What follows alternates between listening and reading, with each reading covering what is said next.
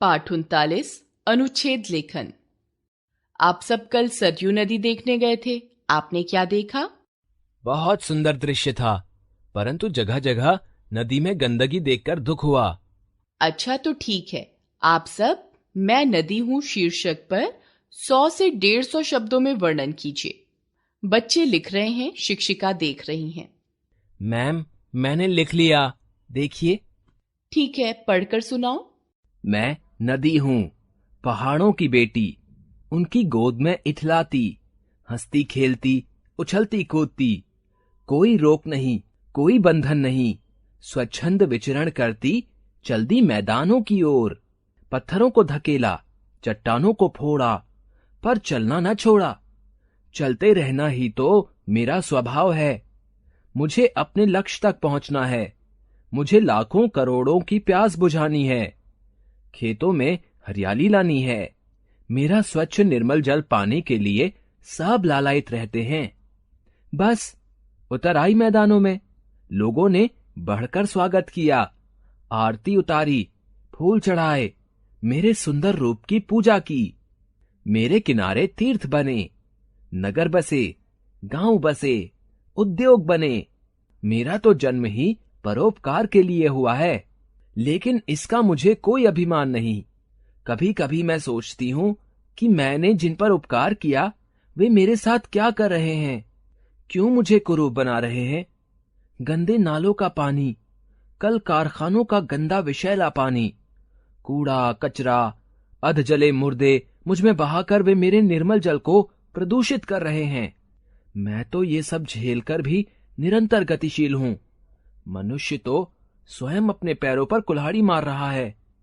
मैं तो सागर की बाहों में समा जाऊंगी, पर इतना अवश्य कहना चाहूंगी कि स्वच्छ सुंदर रूप में ही अपने लक्ष्य तक पहुंचने में मेरी सहायता करें।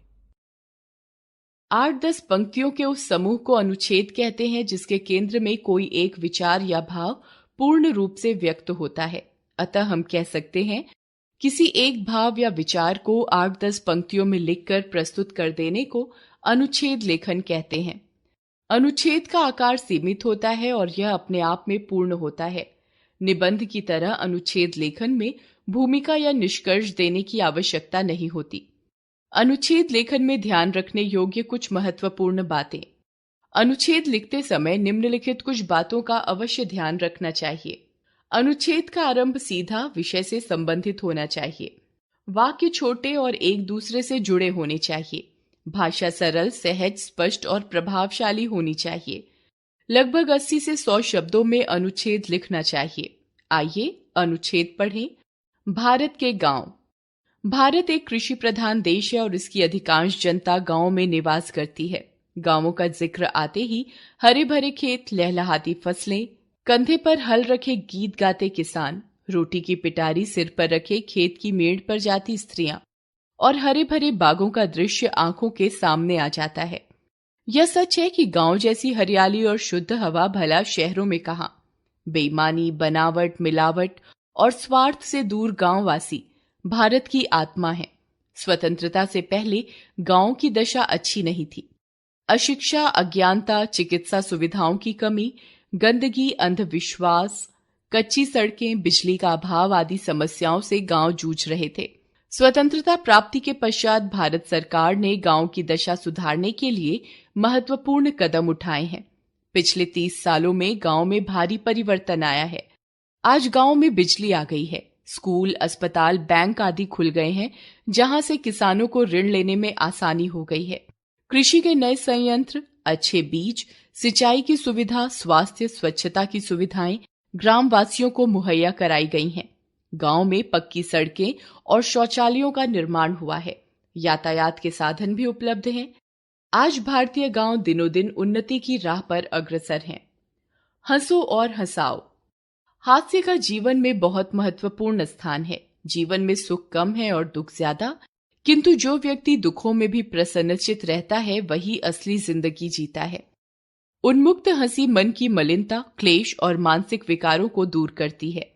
हंसने वाला व्यक्ति लोकप्रिय होता है।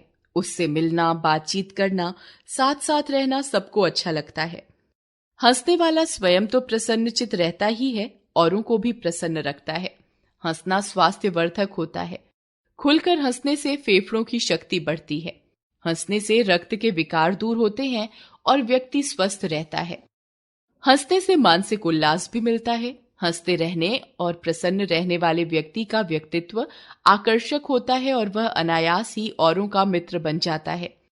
प्रसन्न रहने वाला व्यक्ति मानसिक रूप से स्वस्थ रहता है। कुंठा, निराशा, हतोत्साह जैसे मनोरोग उसके भीतर नहीं पनप पाते। हंसना जीवन को स्वस्थ एवं दीर्घायु बनाने के लिए संजीवनी के समान है। हंसने व प्रसन्न रहने से जीवन में विपत्तियों को झेलने और काम में रुचि बनाए रखने की मानसिक शक्ति मिलती रहती है। अतः स्वयं भी हंसो और दूसरों को भी हंसाओ।